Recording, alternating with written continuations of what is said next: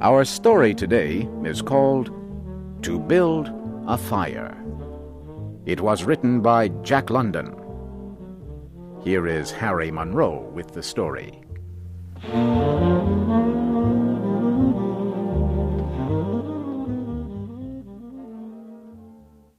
The man walked down the trail on a cold gray day. Pure white snow and ice covered the earth for as far as he could see. This was his first winter in Alaska. He was wearing heavy clothes and fur boots, but he still felt cold and uncomfortable. The man was on his way to a camp near Henderson Creek. His friends were already there. He expected to reach Henderson Creek by 6 o'clock that evening. It would be dark by then. His friends would have a fire and hot food ready for him. A dog walked behind the man. It was a big gray animal, half dog and half wolf. The dog did not like the extreme cold. It knew the weather was too cold to travel. The man continued to walk down the trail. He came to a frozen stream called Indian Creek.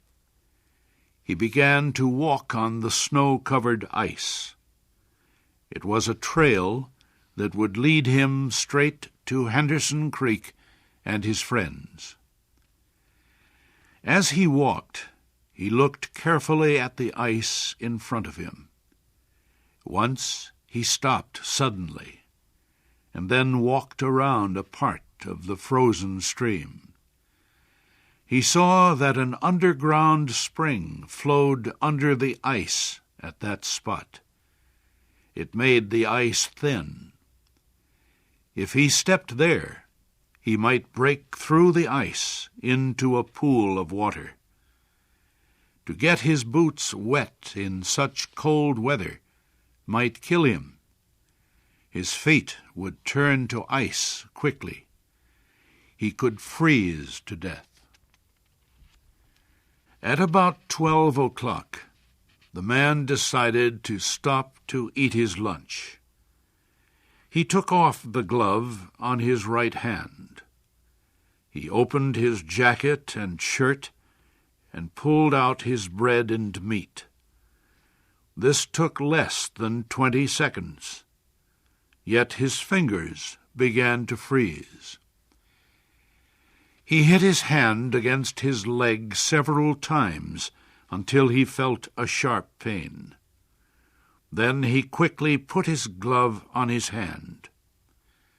He made a fire, beginning with small pieces of wood and adding larger ones. He sat on a snow-covered log and ate his lunch. He enjoyed the warm fire for a few minutes. Then he stood up and started walking on the frozen stream again. A half-hour later, it happened. At a place where the snow seemed very solid, the ice broke. The man's feet sank into the water. It was not deep, but his legs got wet to the knees. The man was angry. The accident would delay his arrival at the camp. He would have to build a fire now to dry his clothes and boots. He walked over to some small trees. They were covered with snow. In their branches were pieces of dry grass and wood left by floodwaters earlier in the year.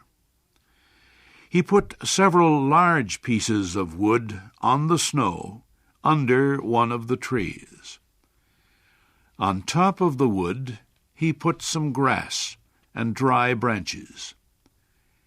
He pulled off his gloves, took out his matches and lighted the fire. He fed the young flame with more wood. As the fire grew stronger, he gave it larger pieces of wood. He worked slowly and carefully. At 60 degrees below zero, a man with wet feet must not fail in his first attempt to build a fire. While he was walking, his blood had kept all parts of his body warm. Now that he had stopped, cold was forcing his blood to withdraw deeper into his body. His wet feet had frozen. He could not feel his fingers. His nose was frozen too. The skin all over his body felt cold. Now, however, his fire was beginning to burn more strongly. He was safe. He sat under the tree and thought of the old men in Fairbanks. The old men had told him that no man should travel alone in the Yukon when the temperature is 60 degrees below zero. Yet here he was. He had had an accident. He was alone. And he had saved himself. He had built a fire. Those old men were weak, he thought. A real man could travel alone. If a man stayed calm, he would be all right. The man's boots were covered with ice. The strings on his boots were as hard as steel. He would have to cut them with his knife. He leaned back against the tree to take out his knife. Suddenly, without warning, a heavy mass of snow dropped down. His movement had shaken the young tree only a tiny bit, but it was enough to cause the branches of the tree to drop their heavy load. The man was shocked. He sat and looked at the place where the fire had been. The old men had been right, he thought. If he had another man with him, he would not be in any danger now. The other man could build the fire. Well, it was up to him to build the fire again. This time he must not fail. The man collected more wood. He reached into his pocket for the matches, but his fingers were frozen. He could not hold them. He began to hit his hands with all his force against his legs. After a while, feeling came back to his fingers. The man reached again into his pocket for the matches. But the tremendous cold quickly drove the life out of his fingers. All the matches fell onto the snow. He tried to pick one up, but failed. The man pulled on his glove and again beat his hand against his leg. Then he took the gloves off both hands and picked up all the matches. He gathered them together. Holding them with both hands, he scratched the matches along his leg. They immediately caught fire. He held the blazing matches to a piece of wood. After a while, he became aware that he could smell his hands burning. Then he began to feel the pain. He opened his hands and the blazing matches fell onto the snow. The flame went out in a puff of gray smoke. The man looked up. The dog was still watching him. The man got an idea. He would kill the dog and bury his hands inside its warm body. When the feeling came back to his fingers, he could build another fire. He called to the dog. The dog heard danger in the man's voice. It backed away. The man called again. This time the dog came closer. The man reached for his knife, but he had forgotten that he could not bend his fingers.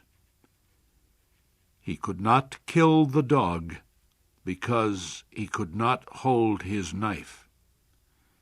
The fear of death came over the man. He jumped up and began to run. The running began to make him feel better. Maybe running would make his feet warm. If he ran far enough, he would reach his friends at Henderson Creek. They would take care of him. It felt strange to run and not feel his feet when they hit the ground. He fell several times. He decided to rest a while. As he lay in the snow, he noticed that he was not shaking.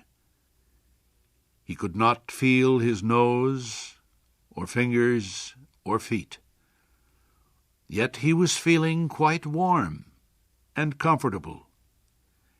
He realized he was going to die.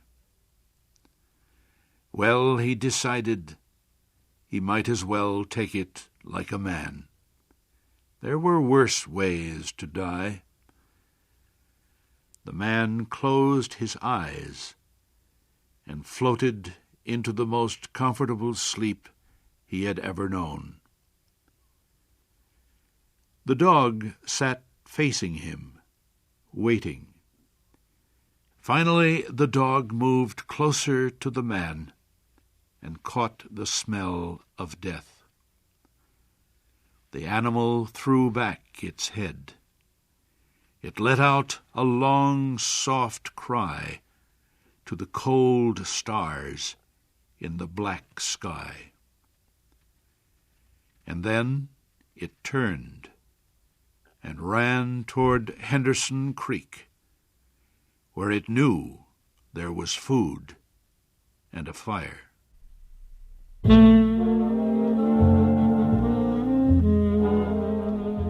You have just heard the American story called To Build a Fire. It was written by Jack London and adapted for Special English by Donna DeSanctis. Your storyteller was Harry Monroe.